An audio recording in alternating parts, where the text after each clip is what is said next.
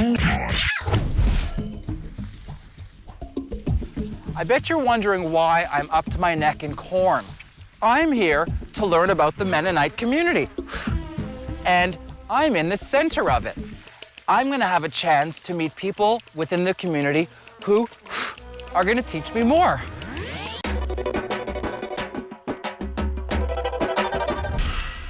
If someone like me wanted to understand what the Mennonite religion is all about, where should I go?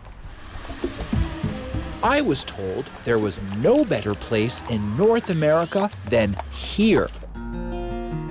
This is near St. Jacobs, Ontario, a small farming community where an estimated 10,000 devout Mennonites live and work in almost total isolation of the outside world.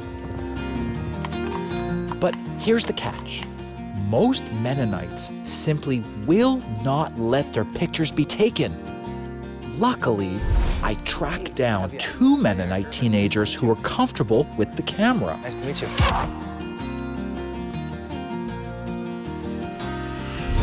Let's go inside. Yes.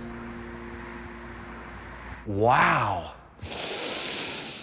It even smells old. Hallelujah, hallelujah, hallelujah, hallelujah, hallelujah. Mennonites, are you guys Christians? Yes. Okay, so you believe in Jesus. Yes. There's no pictures of Jesus and there's no crosses on the walls, and you guys are so religious. How come? They don't want to be proud or extravagant. It's more, we prefer to worship God versus the image. What are these things right here? Now, when you guys pull up, do you put your car keys here? No, it's for the hats. For the hats, because everybody has a hat. The man. the man. Anyways. Got it. That's right. When you see a devout Mennonite, particularly on a Sunday, you will notice that all the men have hats and they all wear clothes that are near identical. Everybody looks exactly the same. How come? Darker colors are more modest and humble. That way nobody feels more proud than somebody else or better than somebody else. Being equal with others is central to how Mennonites live. Their clothes and churches are simple, their way of travel is simple, and even their grave sites all look the same. No one is letting me take their picture or film them. How come? Well, some Mennonites do not allow themselves to be or taken pictures of because they have scriptural backgrounds. They don't want any graven image of themselves. Swing low, sweet chariot. What does graven image mean? You can't have a likeness of yourself. It's kind of a form of idolatry. Okay. So all those 8x10s that I have of myself on my walls at home, is that a graven image? Yes. Coming for to carry me home. Now you guys are letting yourselves be filmed and photographed. How come you're different? Well, it's just a matter of how everybody interprets the Bible. Everybody has different views. I guess you could say we're slightly more liberal than the Old Order Mennonites. It turns out the term Old Order is what is used to describe the most religiously devout members of this community. Those who, to this day, reject the idea of modern technology, even so far as having no electricity or TVs in their homes, and who live their lives as their ancestors did centuries ago. Is this just a Bible? No, that's just a hymn book. Oh, okay. Songs that we sing. Can you do something for me now? Oh, okay. I have one here. Okay. That's quite familiar. So you'll see that there's no notes there. We just sing off of memory. I'm not sure if I want to do that. What a friend we have in Jesus. All our sins and grief to bear. What a privilege to carry everything to God in prayer. You're horrible. You're terrible. I know, it's all good. Okay, let's continue our tour. Yes. That way.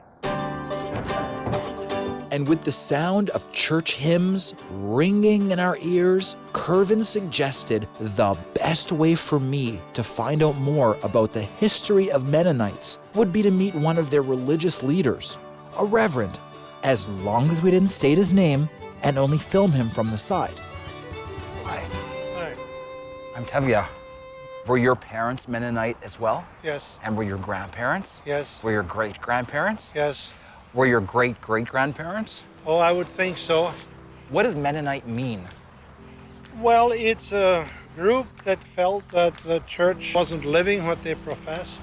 The Church of Jesus Christ. Well, at that time, of course, it was the Roman Catholic Church. Okay.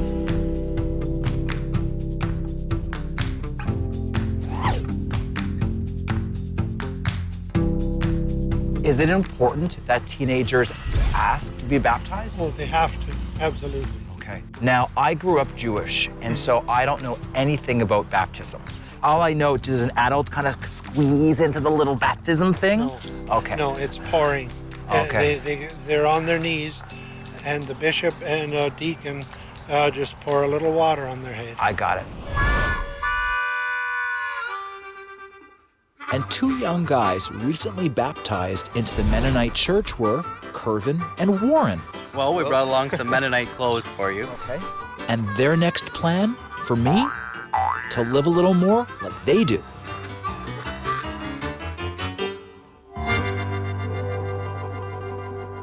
First step. The school? How many kids were there in your school? Average about 30. So everyone shares a room.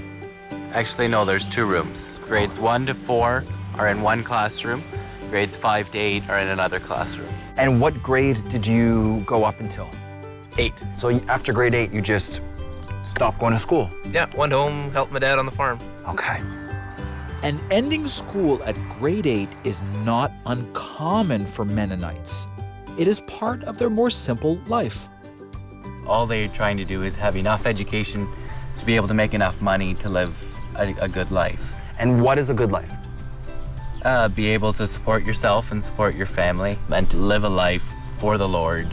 And living for the Lord, again, often means a rejection of modern technology. Do you have a computer at home? No. You don't? Do you have a TV? No. Do you have a radio? No. You don't play video games? That's It's a Not waste me. of time. That's why everybody's there. yeah. So what do you do instead of playing video games? more go and play a real game instead of just on a screen. Like what? Sports like baseball, soccer. Do you have any fun? Oh yeah, lots. For a city boy like me, I was beginning to get into the swing of this more simple Mennonite life. That is, until I came here. So far on my journey to one of the most isolated and devout Mennonite communities in North America, I had learned all about the history of the religion, how and why they dress this way, and why they have such a resistance to new technology. But I wanted to know more about why these horse and buggies were almost everywhere and how I could maybe ride one.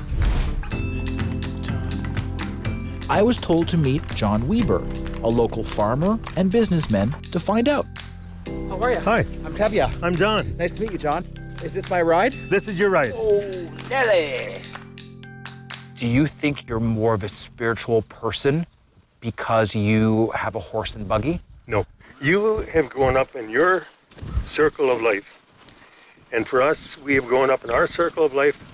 It's a simple way of life. Okay. And as you're driving down the road in a car, you listen to tunes in the radio. In the horse and buggy, you listen to a frog or a bird. Or your wife know- complain? Yes, there's no escape. So are you going to be sitting next to me or Yes. are you hopping on the horse? I'm going to be sitting next to you, driving with what we call the lines, and that's what steers the horse. This little thing here is Yeah? the brake. What's this? That's an umbrella for when it rains. Oh, okay. And with that, I was off to see how Mennonites really do business in these parts. Whoa! Whoa, Nelly! No, Actually, that stops them. Oh, Sorry.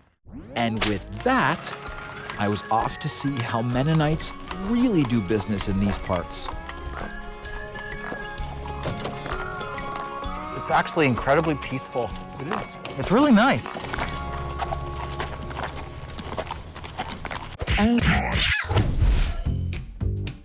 I'm standing outside one of the largest livestock auctions in the world. This is where all the Mennonites come to buy and sell their cows.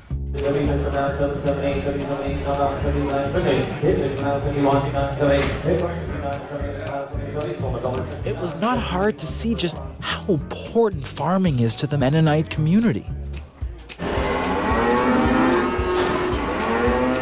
I am standing in front of over 2,000 cows. Over 40% of all these guys are going to be going to Mennonite farms in the immediate area. And as an aside, you could not believe how bad it smells.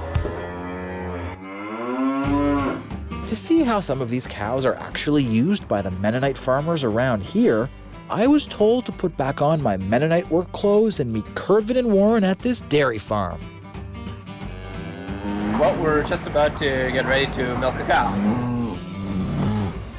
I should tell you that the closest I've ever gotten to a cow is a barbecue. So I'm gonna put on this stool so I have something to sit on while I'm milking the cow. So what do you mean you're gonna put the stool on? Strap it on. Okay, We have a stool for you. okay. All right. Holy, oh, alrighty. What do I do now? Squeeze downward. Oh, it's gross. Oh, it's gross, it's gross. It's so gross, it's so gross. Oh my God, oh my God. It's actually, once you you know what? I can do that. Once you get into rhythm. Once you sort of get used to it, it's actually pretty easy. Yeah. It really feels like I'm sort of, okay, I think I've had enough. And with my now milk-soaked hands, it was high time to leave the rest to the professionals.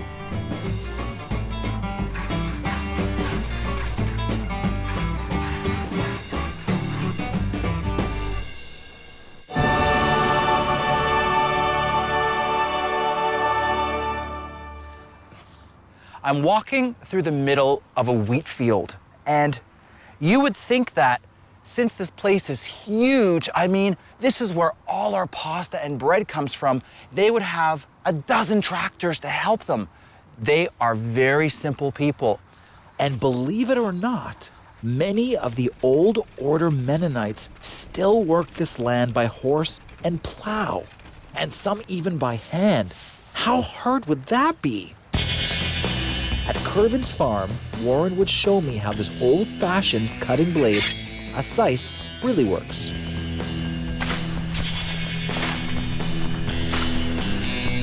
So all the farmers back in the day used this to clear the crops. Yes, before modern machinery, that was pretty much the only way they could do it. Wow, that's actually harder than I thought. Most young farmers like Kervin and Warren have accepted that tractors and technology can blend easily with their Mennonite beliefs. On into the driver's seat. Okay. It's probably not the cleanest. Where's on? You need to turn the key, just like in any vehicle, and you need to put in the clutch at the same time. Okay, what's a clutch? This is the clutch here. Okay. So just turn the key and it should fire up.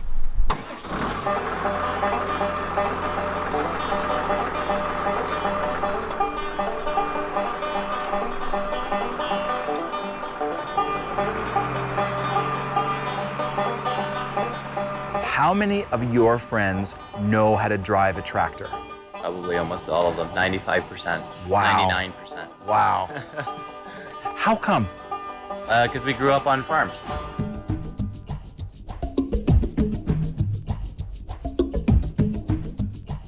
We're standing in a really high-tech greenhouse on this farm. Why is it that some Mennonite farmers are still old-timers and yet others have embraced modern technology with regards to farming? Some people like to follow their heritage and more the old-fashioned trends, while others are seeing that the need to be more commercialized in order to make more money and make a go of things. And do you think, as a younger person, this is a better way to farm? To be honest, I think there's a balance between the two, but I would say technology definitely helps.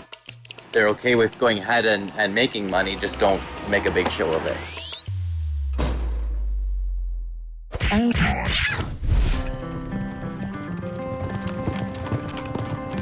So how do Mennonites sell their crops? The farmer who owns the tomato farm took me to the all-important produce auction, where Mennonites all around this area sell their goods. Whoa, Nelly! Holy moly! I thought parking was hard at the mall. If you were going to buy locally grown Ontario fruits and vegetables, there's a good chance they came from here. I had my eyes on this huge tray of raspberries. Nice big ones right there. 10, 5, 6, 7, 6, 6, 6, 5, 6, 7. Raspberries. But before you could bid on them, you had to figure out what the heck this guy was saying.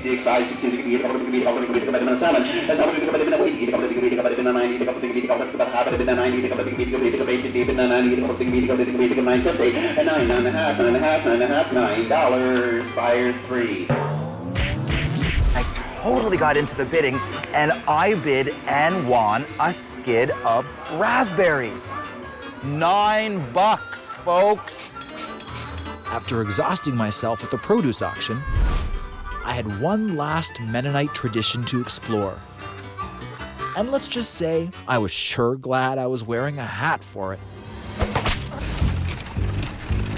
On my last stage into the world of Mennonites, my goal was to explore one of the most important traditions that Mennonite women practice: quilting. Hi. Hi. I'm Tevya. Hey, Nice to meet you. While this Mennonite lady asked that we not film her face, she was more than happy to show me around her shop.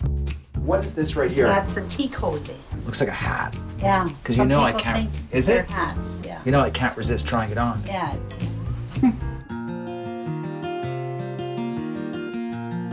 After checking out all these unique Mennonite-inspired gifts and crafts, it was quilting time. What would you call it? A calf? Like, what is this, a Kafgan? What's a Kafgan? Is this a Kafgan? No, it's a baby's quilt. A baby's quilt. It's a crib quilt. Okay. When did Mennonites start making quilts? Well, as far back as anybody knows. See, years ago, the pioneers never threw anything away, and they cut up their used clothes and made quilts with any parts that were well enough yet. Oh, I saw a fly on your hat. Oh, thanks.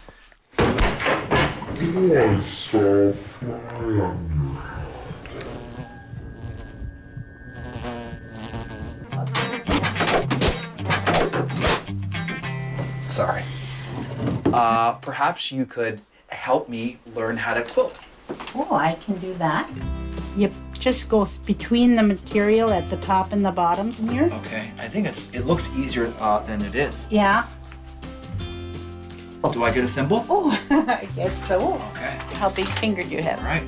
Doesn't fit. It's like Make- a little make top it hat. Make it Okay. fit. All right. Okay, just, Now, what's that bump? Is that your hand? that's my hand. I learned quickly to quilt well, one must first thread the needle. It is not as easy as it looks. Well, I'll tell you, that won't work. to Okay. Thread that one because it doesn't have a hole. I've been trying to thread a nail, so I realized that's not going to work. Let's try this again. All right. Where's my needle? Here's my needle. Yeah, try that. Okay. Ah. Yeah. Thank real you. Good. Thank you.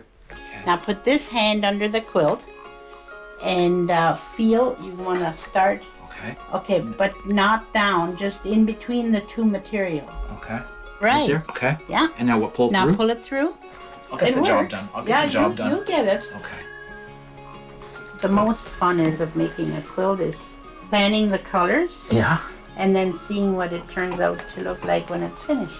Do men ever quilt or no? This is just a ladies thing. It's a ladies' thing. What do you think? Well, that's not exactly how I do. Okay. It looks a bit like stitches. Yeah. Are you gonna have to sell this as a rebate because I made a mess? No, I'll just probably pull it out after you leave and Redo it. yeah. You're putting stitches in a person, not in a quilt. Yeah. The detail in these quilts was amazing. It often takes weeks to create just one. Quilts that you make are beautiful. I might even get something for my mom because she loves this stuff. Oh, okay. First, I have to get that fly on your hat. Okay.